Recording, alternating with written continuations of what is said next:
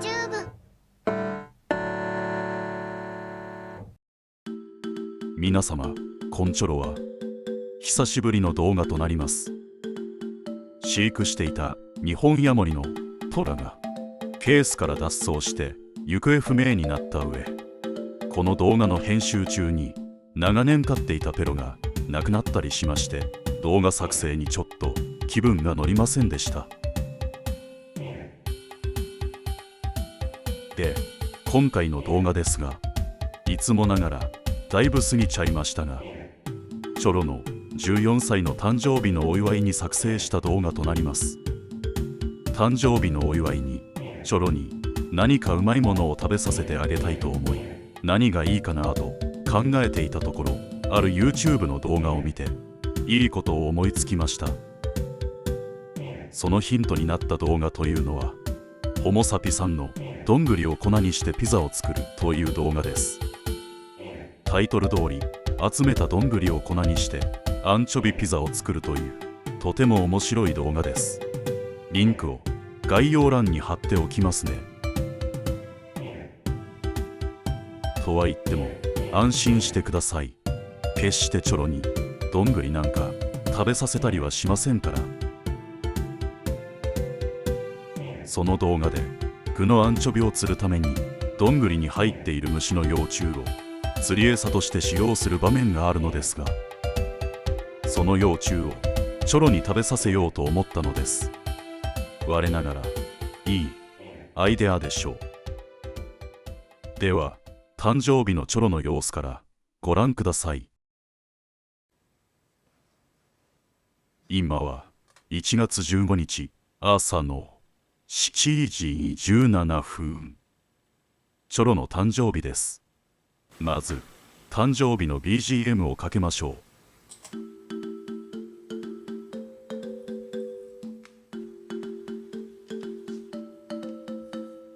あれ、チョロがいない。いつもはこの小屋の上にいるのですが、いましたいました。チーズ部屋の中にいました。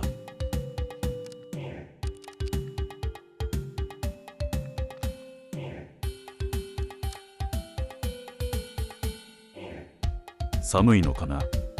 温度は27度くらいあるから大丈夫です。普段は1日に餌を2匹くらい食べるチョロですが、この頃は1匹しか食べなくなったのでちょっと心配でしたが、最近は食欲も戻ってきたので大丈夫です。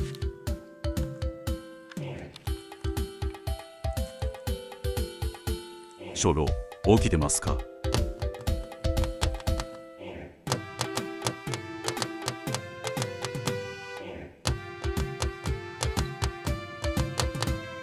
ダメです。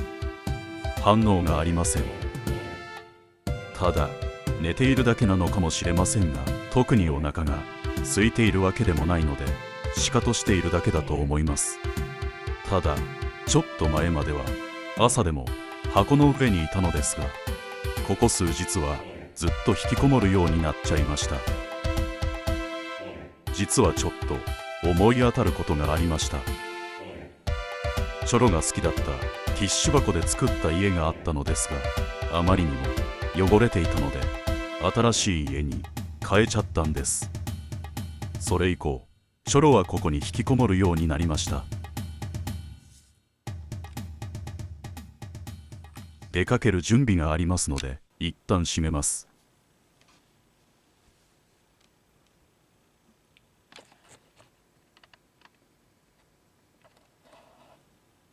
家を出る時間となりました。右側に見える家が交換した新しい家です。1月のこの頃の場合は、出かけるときはこんな感じで毛布を一部だけかけて出かけます。冬の昼間は日光が直接入って暖かくなるのですが、帰宅する時間は冷え込むため温度調整が難しいです。チョロも引っ込んじゃいました。やばいやばい。いつも7時半には家を出るので、こんな動画なんか撮っている場合ではないチョロ。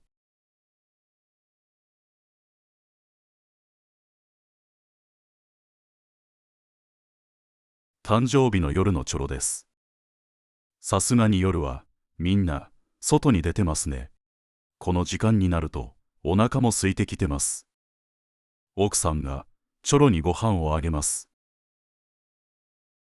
すごい反射神経のチョロ。と思ったら、たまたま落とした餌がチョロの顔に乗っかっただけでした。逆にどんくさいチョロでした。笑い物にしたせいか機嫌を損ねて食べなくなっちゃいました。こういうことには無駄にプライドが高いチョロです。別に食べたくなかったよというアピールでしょうか。しょうがないので桃にあげちゃいます。次の休みの日、チョロのごちそうを取りに行くことにしました。事前にチャット GPT にどんぐりに入っている虫について聞いてみました。中に入っている虫はゾウムシの幼虫が多いみたいですが、ホモサピさんによるとガの幼虫もいるみたいです。私は生理的にガの幼虫が嫌いなので、チョロにはゾウムシの幼虫の方を食べさせたいなと思いました。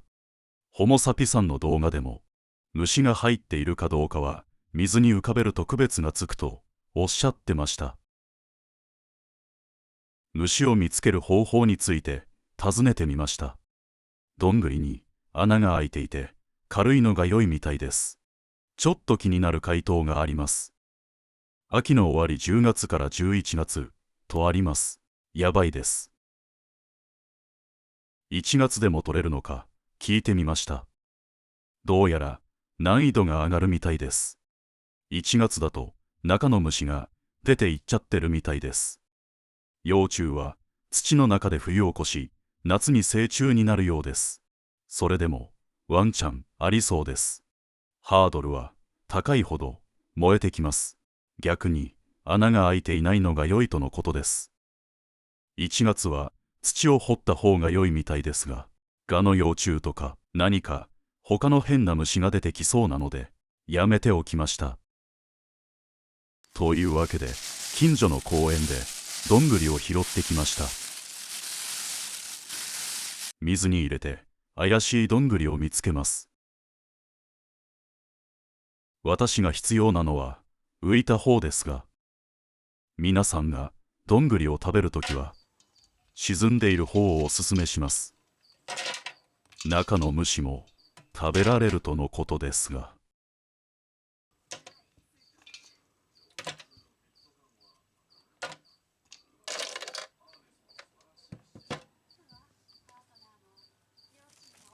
では浮いたどんぐりを割ってみましょ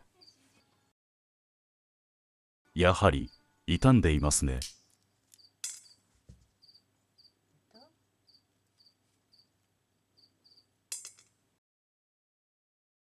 一見アーモンドのようでそのまま食べられそうですが、虫を食べたい方以外は浮いた方のどんぐりは捨てることをおすすめします。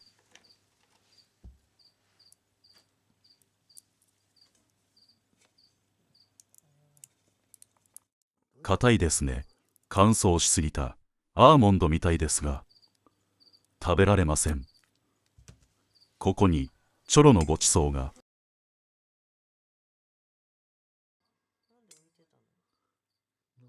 ありませんでした。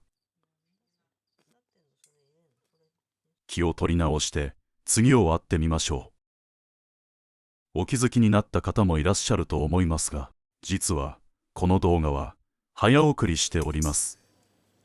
一見簡単そうに見えますが、一粒割るのも結構大変です。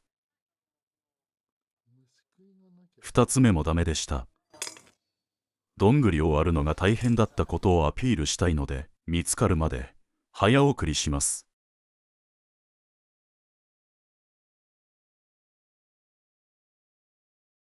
ハードルが高すぎました。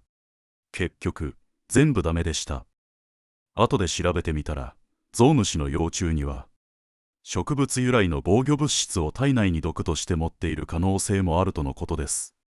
危ないところでした。取れなくてよかったです。今回与えようとした幼虫はヤモリちゃんにとって毒ではないかもしれませんが、普段食べていないものを安易に与えようとしたことを反省しました。今回は撤去されたお気に入りだった家をきれいにしてプレゼントすることにしました。これが撤去される前のお気に入りの家です。汚れてきてはいますが、家自体はまだしっかりしてます。この家をお湯で洗って乾燥させてリニューアルしてチョロにプレゼントしました。これがプレゼントした家です。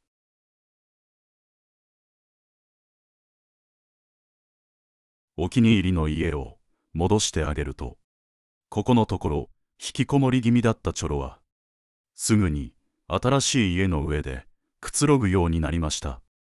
お湯で洗って外壁はきれいになったのですが、乾燥させると髪が歪んでしまいました。かえってボロい家になってしまったような気もしないではありません。なんか貧乏くさいですね、チョロ。むか。せっかく気に入ってもらったプレゼントだったのですが、結局この家は汚いと奥さんに捨てられちゃいました。むかむか。水に沈んだ方の残ったどんぐりですが、もったいないので食べてみることにしました。あのようなどんぐりを食べる動画を見るたびに、どんな味がするのだろう。一生どんぐりの味を知らないで人生を終わらせてよいのだろうかと思ったりしませんか。思うでしょう。食べない手はありません。後から知ったのですが、このどんぐりはマテバシイという木のどんぐりのようです。なんか南国とかに生えていそうな植物の名前ですが、名前の由来はマテバシイの実のようにおいしくなるから来ているという説もあるようです。ちゃんとした日本語の名前でした。ということは、正確な発音はマティバシイやマテバシイではなくマテバシイあたりでしょうか。明日にはヒノキになろうで付けられた明日なのと同じノリで付けられた名前ですが、これらの植物にとっては大変失礼な名前の付け方です。ちなみにこのマテバシイのどんぐりは殻が硬く虫がつきづらいとのことでした。その代わり渋みも少なくおいしいみたいです。全部薄皮も剥きました。水に入れてアクを抜いた後茹でてみました。まだアクっぽいものが出ました。ここで味見をしてみましょう。普通に食べられます。ほんのり甘いですね。片栗粉をお湯で溶かしたような味がします。全くえぐみはありません。ちなみにどんぐりで作るどんぐりコーヒーというのがあるようですが、この茹で汁は違いますので、くれぐれもお飲みになりませんように。ざるにあけて天日干しにしました。干しすぎてカチカチになっちゃいました。砕いてすり鉢ですります。半分石になっています。案の定すり鉢でするのが説明できないほど大変でした。茶こしで粉をふるいにかけます。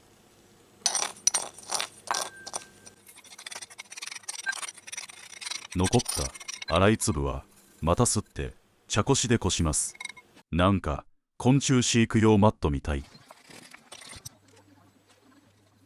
この工程を6回ほど繰り返しました。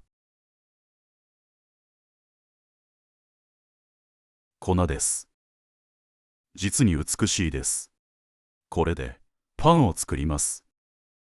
つなぎに使う強力粉を買ってきました。残った昆虫マットみたいなやつはもったいないので食べました。味の比較のため3種類のパンを作りました。1つ目はどんぐり粉のみのパン、2つ目は強力粉のみの普通のパン、そして3つ目はどんぐり粉を少し混ぜたどんぐり風味のパンです。どんぐり粉のみのパンはどんぐり粉 31g で作りました。粉に 100g に対して砂糖 20g、塩 4g、ドライイースト 2g、卵全卵で 40g、これにバター 20g と水 90g を加えて練ります。うちの量りは安物でダメですが、量りはちゃんと 0.1g まで測れるものを使いましょう。どんぐり粉のみのパンは計算を間違って水を多めに入れてしまいました。強力粉を入れて調整しました。これはどんぐり風味のパンです。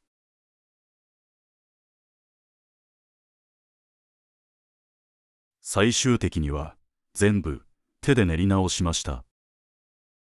40度で一次発酵させます。膨らんで少し大きくなりましたね。成形してからチョロの飼育に使っている霧吹きで水をかけ二次発酵。6等分した方は切り分けが難しくて大きさがバラバラになっちゃいました。焼きムラの原因となりますが続行です。二次発酵が終わったらさらに大きくなりました。なんかも食べられそうですが焼かないと食べられません。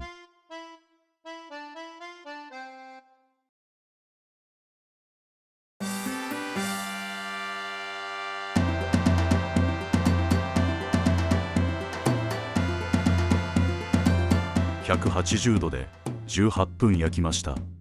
本当は卵をハケで塗ってから焼いて照りをつけるのですが面倒なのでやってません。その作業を惜しまなければもっと美味しそうなパンになります。早速焼きたてを食べてみましょう。まずは楽しみにしていたどんぐり粉のみのパンからです。焼き色はあまりついていません。とりあえずパンっぽいです。食べてみましょう。なるほど、どんぐりパンの味がします。もう一口。なるほどなるほど、普通に美味しく食べられます。ではもう一つ。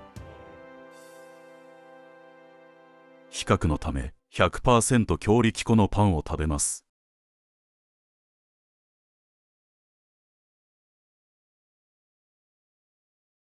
これもパンっぽいです。というかこれはパンでした。食べてみるとよく食べるあのパンの味がしますが、売っているものと比較しちゃうのでちょっと素朴な味に感じます。それに比べるとどんぐり粉のパンは粘りが少なく少ししょっぱいです。まあしょっぱいのは塩の計量がいい加減だったせいでしょう。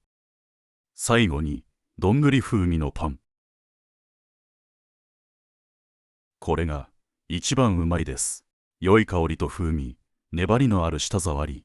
奥さんにも食べてもらいましたが、これが一番うまいと言ってました。奥さんの感想は、どんぐり粉のみのパンは、パンとしてはいまいちらしいです。まあ、パンではないので、パンかな。冷めてからも食べてみましたが、硬くならず、みんな美味しかったです。100% 強力粉のパンも普通のパンの味になってました。どんぐり粉のみのパンも多少ボソボソしましたが、どんぐりの風味が強く、かえって美味しく感じました。ただ、冷めても強力粉にどんぐり粉を加えたどんぐり風味のパンが一番美味しかったですね。一体これは何の動画だチョロ。これ、僕の誕生日のお祝いの動画だよね。そうでしたそうでした。チョロ、14歳誕生日おめでとう。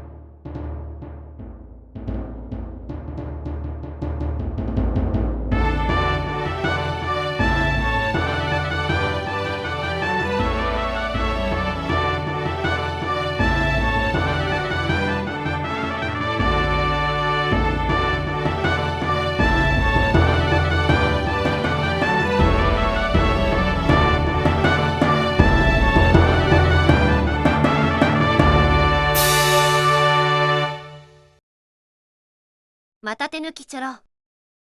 これ、前にもかぶったやつチョロ。何をおっしゃいますか、チョロさん、前のよりろうそく2本増えてるし、クリームだって増量してあるチョロ。残念でした。